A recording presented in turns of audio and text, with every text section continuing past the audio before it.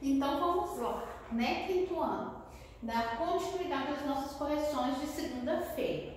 Lembrando que hoje é aniversário de Valparaíso, dia 15/6, seria um feriado municipal, mas como nós estamos repondo aula, a partir de agora alguns feriados não vão ser, nós vamos usar com aulas, tá? Na aula de história, vocês vão precisar da apostila, do estojo, atrição. E ó, vamos lá, porque nessa próxima semana vocês vão fazer as avaliações. Lá na página 34, nós vamos falar dos povos da China. Isso mesmo. A civilização chinesa teve origem há aproximadamente 5.000 anos antes de Cristo, no Vale do Rio Amarelo. Observe no mapa. Aí no mapinha está falando da agricultura neolítica. Então tem os tipos de solo, onde se plantava arroz, tem algumas coisas aí e tem as legendas, tá? Os chineses cultivavam cereais e arroz em um tipo de solo muito fértil, de coloração amarela, e também criavam porcos, cachorros, bois e cabras. As aldeias surgiram ao longo desse rio e após alguns séculos, com o aumento da população, agruparam-se em vários reinos. Por volta de 2200 a.C., ocorreu a unificação das aldeias sob o domínio de um rei. O que é a unificação das aldeias? Eles unificaram, eles se uniram e eles eram governados por um único rei. Domínio de um rei. Entretanto, devido ao longo período de lutas, os governantes de um dos reinos, Qin Shi Huang, eu acho, venceu as forças de outros reinos. O que ele fez? Reunificou, ele reuniu de novo a China e proclamou-se imperador, dando início ao Império Chinês, que durou até 1912, praticamente. Então é importante nós sabermos que a China nessa época ela era governada por imperadores que viviam em Pequim, em um imenso palácio chamado a Cidade Proibida.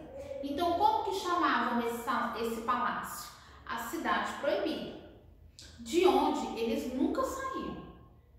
O resto do país era administrado por funcionários mandarins e mandares. Esses eram homens muito cultos, nomeados pelo imperador e seus representantes. Aí tem a imagem de um rio. Tem uma curiosidade aí. Há 2000 anos, os chineses já produziam uma porcelana muito fina, utilizando a técnica de cozimento de argila, e fabricavam também a seda. Para isso, criavam um bicho da seda e retiravam do casulo as mariposas, um fio finíssimo, e o transformavam em tecidos maravilhosos. A seda é tão antiga que remonta à pré-história chinesa. Temos a imagem da produção do tecido e um vaso da cultura lá de um povo. Há muitos e muitos anos, a China é o território mais povoado do mundo e para protegê-la de invasões, os imperadores mandaram construir em sua fronteira uma muralha que mede 5.000 quilômetros, a Grande Muralha da China. Aí nós vimos um pouquinho da China e agora nós vamos para os povos da América. Você recorda-se de que falamos da passagem do nomadismo para o sedentarismo, quando os homens começaram a praticar a agricultura e a domesticar animais? Na América, esse processo teve início por volta de 8.000 anos antes de Cristo, época em que se destacou o plantio do milho nas terras onde hoje se localiza o México. Os povos que se formaram na América são mais recentes que os povos já estudados. Vamos conhecê-los? Aí tem lá o México, e eles pegaram lá um pedacinho do México aí no mar mapa e ampliaram um pouquinho para nós entendermos o que vem por aí. Uma das mais antigas sociedades do continente americano é a dos Olmecas, que organizaram um grande centro cultural em São Lourenço. Eles ficaram conhecidos pelas enormes cabeças que esculpiam em pedra e por construírem pirâmides. Entretanto, essa sociedade declinou após o seu território sofrer com invasões de outros povos. Na mesma região, também se desenvolveu um grupo chamado Zapotecas, que se destacou por meio das obras de irrigação, da produção de cerâmicas e da criação de um calendário e um sistema numérico. Esse grupo estava na região quando os colonizadores europeus chegaram em 1492. Nós temos aí um mapinha mostrando os povos, né? Algumas imagens que vão nos fazer recordar de cada povo aí. Se vocês observarem bem o mapa, nele vocês podem ver a região ocupada pelos Olmecas e os Zapotecas. Veja também que ao norte há uma cidade que teve uma grande importância na região. Aí tem um nomezinho meio diferente, Tenochtitlan, né? Que significa a cidade dos deuses. Então é importante vocês grifarem aí esses nomes em negrito, dizendo o que eles significam para que vocês possam memorizar. Porque muitas vezes algumas dessas palavras, como essa que significa cidade dos deuses, é um pouco difícil de lembrar na hora de escrever, não é verdade? A construção da cidade dos deuses foi planejada à margem do lago Texcoco, uma área pantanosa, o que levou o seu povo a recorrer às obras de aterro e drenagem. Eles fincaram estacas de madeira no pântano e sobre elas colocaram rochas e terra, e assim puderam construir suas casas. Havia nela várias avenidas, onde ergueram inúmeras pirâmides e construíram aquedutos que traziam água das montanhas para os canais. Observe a seguir a representação da cidade feita pelos colonizadores espanhóis. No livro de vocês essa imagem está um pouquinho maior, então vocês conseguem ver como essa cidade foi construída. Olha só.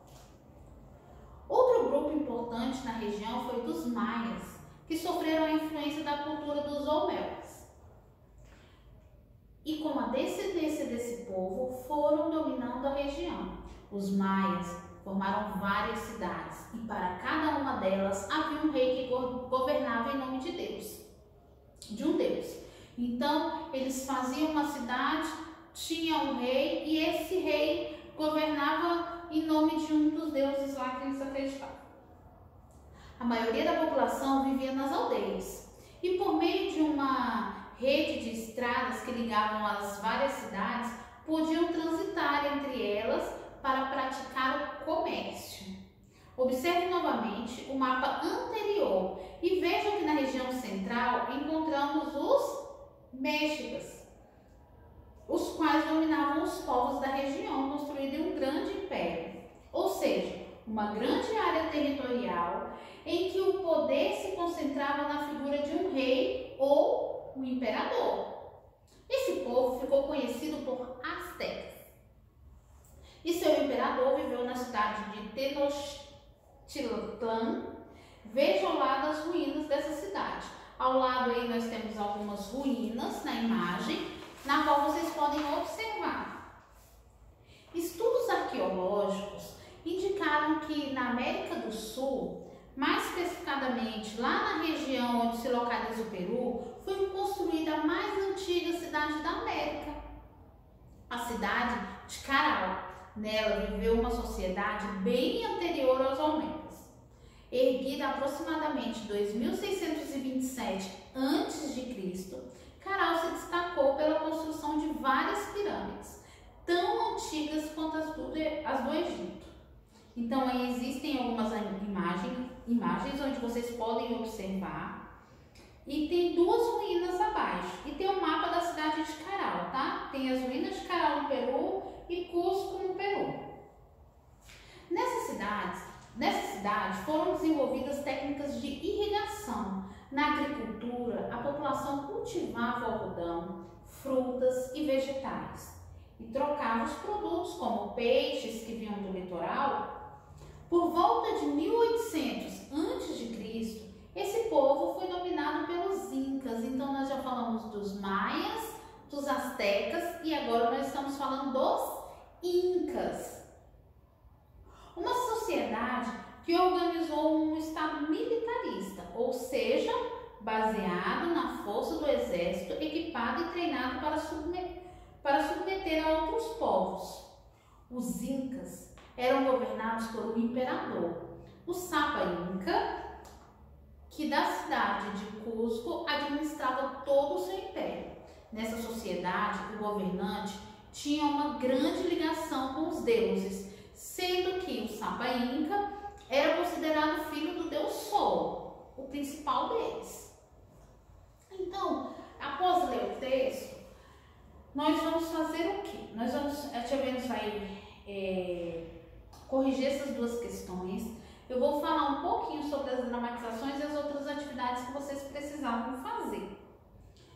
Por que nas antigas civilizações surgiu a necessidade de eleger um líder? Por que vocês acham que era tão necessário termos um líder? Se hoje nós não tivéssemos um líder para governar, como seria? As leis iam surgir de onde?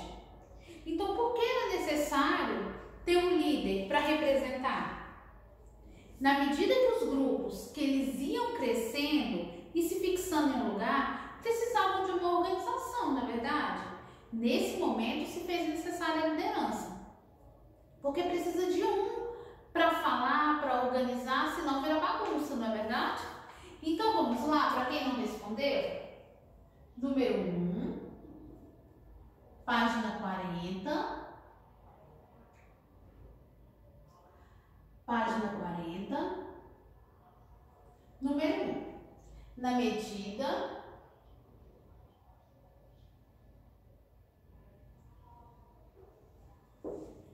em que os grupos iam crescendo,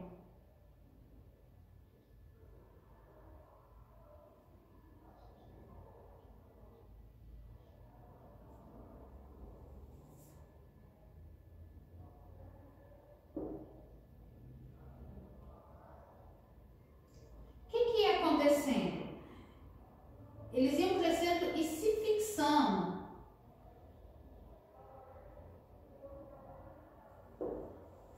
Em um lugar, surgia, né, a necessidade. Então eles precisavam de quê, quinto ano? Eles precisavam de uma organização.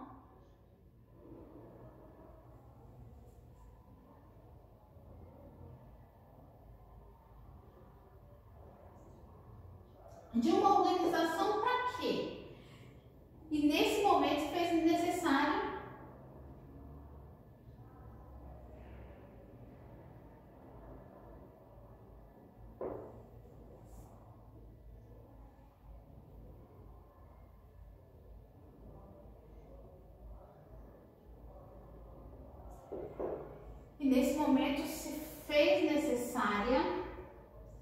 se fez necessário uma liderança.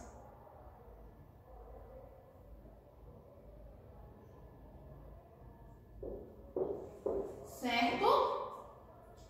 Então, ó, na medida em que iam crescendo, né, e se fixando em um lugar, precisavam de uma certa organização. E para isso era necessário eleger uma liderança. A forma de organização política adotada pelas antigas civilizações assemelha-se à forma que nós temos nos dias atuais? Justifica sua resposta. Ela é igual ao que temos hoje? Quem elegia os reis? Como eles eram? Hoje, nós podemos decidir quem vai estar lá no poder, não é? Nós temos hoje o quê? Qual que é a forma hoje de governo? Geralmente elas são eleitas pelo voto. Então vamos lá, manda justificar também a resposta. Então a resposta é não. Hoje, a maioria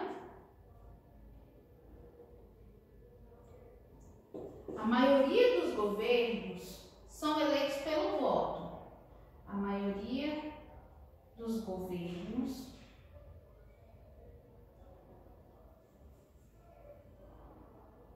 são eleitos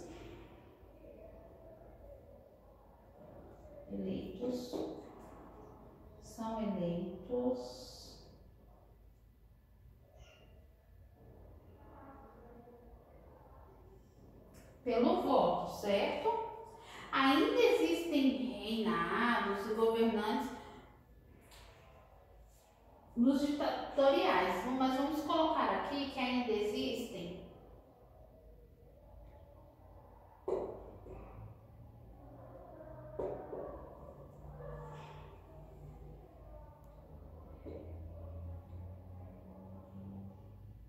reinados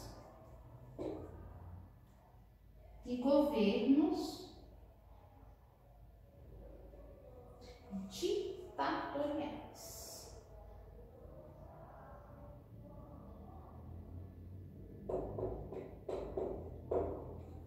Certo? Então, hoje em dia, a maioria dos governos são eleitos pelo voto, então é um processo de democracia, na verdade, mas ainda existem alguns reinados. E a próxima questão vai ser em dramatização. Só o professor irá dividir a turma para que vocês pesquisem. Lembra que a tia Vênus falou? Como nós não estamos juntos, é uma questão que não dá para a gente fazer agora. E lá na página 42 fala assim: você é um historiador. Imagine que você é um arqueólogo que descobriu uma escultura na América Central e precisava fazer uma ficha técnica sobre ela, que vai descrever algumas coisas. Agora responda: qual é a sua cor? Do que ela é feita? E qual material? Natural ou manufaturado? É um objeto completo? E quanto à sua construção? Gente, essa resposta aí é uma resposta pessoal. Vocês estão vendo.